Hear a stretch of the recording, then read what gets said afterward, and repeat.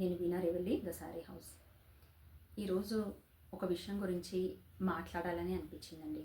డెఫినెట్గా ఇది general topic అనుకోవచ్చు. అంటే అందరం మనం జనరల్గా క్యాజువల్గా వెరీ క్యాజువల్గా చేసే పని బార్గెనింగ్. మనము మార్కెట్కి వెళ్ళినప్పుడు ఏదైనా ప్రోడక్ట్ కొనాలి అంటే ఒక ప్రోడక్ట్ మనకి నచ్చినప్పుడు తీసుకొని ఫస్ట్ మనం చేసే పని అది బార్గెన్ చేయడం. సపోజ్ ఒక ప్రోడక్ట్ 1000 రూపీస్ ఉందనుకోండి, దాన్ని మనం 50కో 100కో తగ్గించి అడగడంలో పర్వాలేదు, వీ క్యాన్ డూ ఇట్.